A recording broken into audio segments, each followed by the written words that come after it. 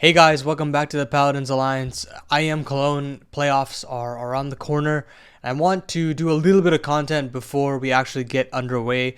It was quite a topsy-turvy bracket, all things considered. I wasn't expecting for us to get to this point where you kind of have all the quarterfinalists as like sort of dark horses slash underdogs in the tournament and actually make the run all the way there.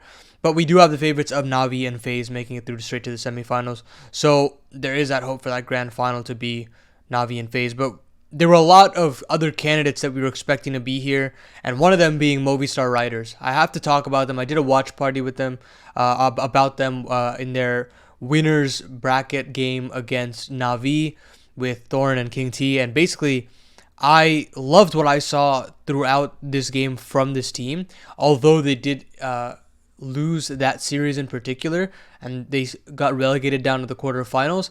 They still had an absolutely insane run where they went through the upper bracket of the play-in by beating Vitality very handedly, mind you, and then through their group stage as well. They beat G2 easily. They had a little bit more scrappier affair against Vitality, and then now they're straight through to the quarterfinals because they won that upper bracket game. And the upper bracket final was actually surprisingly close, and there was a world where they could have actually just straight up won the series. And in a 2-0 fashion, I think on Mirage, they had to just win one force buy, and they kind of had the upper hand, but they lost. And once that got down into the third and final map, they kind of got battered. But what I wanted to talk about specifically is why Movistar Riders is succeeding so much, why they have had such a good run of form, and why I think that this identity of theirs is occurring right now, and like why we are so excited about Movistar Riders in their future, right? And that has to do with a couple of things. Obviously, Sun Pius is one feature that and player that everybody is talking about right now. He is the highest rated player for this team. I believe he is on the top 10. 1, 2, 3, 4, 5, 6, 7, 8. Yeah, he's in the top 10 players of the tournament, which is obviously a fantastic achievement, and hats off to him. But in my opinion, I think that of the players on Movistar Riders, that is to be given all of the credit, or most of the credit, and why they are succeeding as much as they are, is because of Mopoz. And that is the purpose of this video. That is what I'm going to be doing in this video, and kind of describing what he does on this team, why he is as important as he is, and why when we move on into the playoffs, you should really keep an eye on him, with especially his fight against Yekindar, who are two hard entry players that could really decide on the day who the better team is between that matchup in specific. So when we look at Mopoz, he is within the top 20 players of the tournament, which is absolutely fantastic. As a hard entry player, no less, it's a very difficult task, and you can see that through players like Yekindar on Outsiders, where he would, even as a hard entry, still have crazy high ratings, and you could totally see like the amount of impact that we have in-game, and as well to have the statistics on the back end, because 90% of the time, it's really difficult to have good stats as an entry because you are dying a lot of the time, and the KD kind of evens out, your impact kind of evens out, and your statistics don't necessarily jump off the page. But here, he's had a 1.14 rating, and you could actually just look, the best indication is actually, if I remove the context of IEM Cologne, you can see his all-time rating is actually quite low. It's a 1.0 flat, and you can see yellow statistics all across the board. It's a bit of a generalization, but it gets the point across that entries don't necessarily have the best statistics. But now, if you look at actually in specific the events that he's undergone in the last 3 events in particular, you can see where they've performed very well. Mopoz has also had a fantastic rating. The correlation there, I'd like to think, go hand in hand. You look at ESL Challenger Valencia, 1.27 actually lift the trophy there. The play-in as well, although it's only 2 best of 3s, or I believe it's a best of 1 and a best of 3, 1.25 rating there. And although it's a lower rating here at Cologne with a 1.14, you got to look at the specific matches that he's playing here. When he plays, he's playing against G2 and Vitality, where he's had fantastic ratings. You can see that 16-4 win on Mirage, 1.75 rating. And particularly those last 2 maps where they actually got manhandled, I think, although the score doesn't necessarily reflect that, they kind of lost control of the game throughout both Mirage and Overpass. And you can see the ratings reflect that because of the impact that he was not able to find towards the latter half of both of those games. And that shows a little bit of a dip in rating. But besides that, right, a very important thing to note is that this kind of momentum that he is having is clearly being able to translate over to the big tournaments, right? And now, in particular, I want to just look at the opening statistics of what he actually has here. Opening kills of 41, opening deaths of 27, opening kill ratio of 1.52. So he's very aggressive in actually trying to take these duels, and you can see that those numbers are very large. So he's taking these duels quite regularly, and he's actually succeeding a ton in that at this tournament in particular, Valencia, and you can look at the play-in as well. But basically, the reason as to why I'm bringing this up is when you can actually compare this to the other top players in this player database. A lot of these players actually go for opening kills. You think of Axel, you think of Simple, Config as well, and they don't nearly have as many opening kills as Mopoz does, or even Electronic for that matter. And basically, they all hover around the 30 kill mark. And for that reason, you kind of have to look at how many maps has Mopoz played in this tournament. Quite few, as compared to some of these other teams that have actually climbed through the lower bracket and such. And regardless of that, Mopoz is still able to top the opening kill charts, and he's clearly being able to get in the heads of a lot of these pros in the tier 1 space, and it's really awesome to see. And I would definitely have some demo rounds to just pick out and show you the amount of impact that he's having in these rounds, even in situations where they aren't able to actually convert the rounds. So all in all, I absolutely love the statistics. I think they paint a really good picture as to why Movistar is winning so much, and how effective Mopoz is in particular as of right now. Now, whether or not he's going to be able to be read in a couple tournaments from now, that's another question, and I hope that he can find enough versatility in his game to find that kind of effectiveness. We see there kind of a couple of players that would drop off in statistics and effectiveness. You think of Art and Furia as a whole in general. Their aggressiveness, although it is very aggressive, it's kind of being found out by a lot of players and teams across the various tier 1 tournaments, and their form has dipped in as of late. And so I hope that we can find that effectiveness later on. So overall, I want to show you why exactly why I think there's an actual correlation between Mopoz's success as an entry player and why Movistar is also succeeding, and why they've qualified for the quarterfinals, why they've won Valencia, and why they may continue to have a lot of great success, especially with Mopoz doing well across these couple of tournaments. So let's jump into those demos. So this round in particular that I've picked out isn't necessarily a round that Movistar Riders win, but at this point in time, it's a situation where Movistar Riders have won the pistol, they've won the conversions, and they aren't able to get through the CT wall that Navi has set up. And it has to begin with actually trying to chew the CT economy down at some point, get these rounds a little bit closer, start winning a couple, and they have to look towards players like Mopoz, like a Sampaio, to actually try to break open the map. And in particular, it will be Mopoz in this round that I've particularly picked out to showcase to you why he is so effective and how he's so effective in some of these rounds. So we get out of spawn here, and this initial utility that Navi throw is just a one molly and a one molly far, a couple nades as well, but he immediately smokes off the Molotov on the left side in particular, so you can tell that he's done this a couple of times, so he can kind of barrage his way through. And as soon as his Molotov comes down, instead of actually retreating, he goes ahead of this, which these two bits of utility that the CTs actually try to use are a little bit more to just dissuade and kind of retake Banana without actually existing within the space of Banana, and you can remain on the site.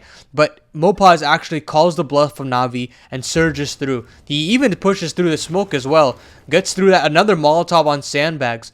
And now you see her sitting and flirting with the idea of actually pushing through this Banana smoke. But instead, his position is just so valuable at this point. He can sit here for the whole round, frankly. And he's gotten all of this control, all in his own by his aggressiveness and his willingness to actually surge through this utility, right? And so you see this, like, they don't have to use any sort of utility to retake Banana at this point. They can actually try to see if they can throw some utility over on the bracket side of things, and Mopoz can sit here for the entire time. And you can see with a little bit of the utility they threw, it wasn't able to actually cause a rotation back for Navi. They actually brought a third player over to B, but that smoke kind of secures the deal that maybe we've got a read on Na'Vi here. We've gotten rid of all of their smokes, and we can get through onto B. And now, look, they haven't used a single bit of their utility that they had remaining, although they had very little. They don't have to use any of it. They actually use it on the execute. And that bit, kill onto bit from Mopoz is the go signal, right? They can use that last smoke that they have. They can use the last flash and try to get into the site now. They know there's probably only one other player on there, and so now Mopoz can scale with the rest of his team. And I believe, I'm not really sure if he gets this kill. Yeah, Deaths actually trades very well with Perfected with that Molotov as well. And now Mopoz, low HP, still managed to get catch this off angle on an electronic. And although they lose that one kill on Banana, which is going to be the one that actually bites back on them, it was an easy kill for Sun Pius. And I don't want to necessarily mince my words here, but I think that he should have gotten that kill in particular, and they should have won this round because Mopoz kind of did everything here. But it happens, and Sun Pius was having a slow start to the game, and that's understandable. But regardless of that, you still have Mopoz cracking open the site and baiting in his teammate as well here, playing an off angle on in dark as well. And although he doesn't get a kill on the Simple, it is a very difficult kill. Headshot angle and Simple wide swings, of course he will. Although it baits in Davi G, I think Navi's a little too aware of the situation. Simple, you can see he's all too aware of it, and Navi convert the round. But the thing is that the fact that Mopoz is so proactive to fight through that utility, doesn't even get a kill. He utilizes that positioning so well that later on in the round, it gets a very effective kill on a bit, allows the team to scale onto the site and take care of Perfecto, who's a very, very difficult anchor to flush out of this B bomb site. And Mopoz takes it one step further, gets that kill on the Church player on electronic, and you can see there's it's a very open round for them to win. Although they aren't able to convert it, it showcases how effective Mopoz is, even in situations where they aren't able to convert. So this next round that I've picked out is the final round on Inferno against Na'Vi. It's the round that Davi G actually is able to 1v2 in this situation and close out the map. But I want to show you how we got there and why Mopoz is so effective even on the defense. He's able to mesh the two aggressive nature of his play style and also his more supportive element of playing as an anchor and surviving on these bomb sites and having a setup with the rest of his Movistar Rider teammates. So you can see here, he's already feeling it, 23 and 16 on the map, standard banana utility as well. But after these nades have been tossed over and this molly to boot, he's still flashed in and he holds his barrel's angle, which is a risky one for sure. Taking that first one and getting out is probably your best bet, but he fights with that a little bit more of confidence and takes down Bit as well. 5v3 situation, and it should be all she wrote, but obviously the firepower of Na'Vi is just that good, and they actually find a way to barrel their way back into the round. A flash in from Na'Vi, Simple pop flashes himself into the banana fight, takes down Alex, and now Mopoz is well aware that in this situation, if he goes down, there is a very easy way for Na'Vi to get back in and win that post plant. And with 54 HP as well, he decides to play a little bit of a 2-2 setup with Sun Pius. Back CT Sun Pius, Mopoz in the front.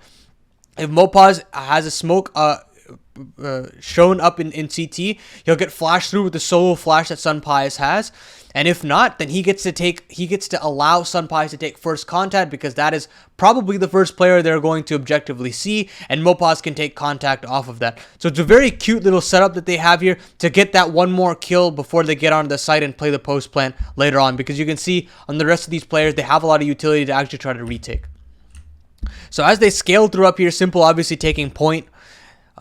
We'll see the time start to rot off the clock here. And the CT smoke comes in a flash as well. And here you see Sun Pius. They execute that plan to perfection. They get the kill on Simple, which is probably the most important one out of all three of them, to make sure that they can actually get back into this post plant. And he gets a little bit more damage on an electronic, which will come back into effect a little bit later on.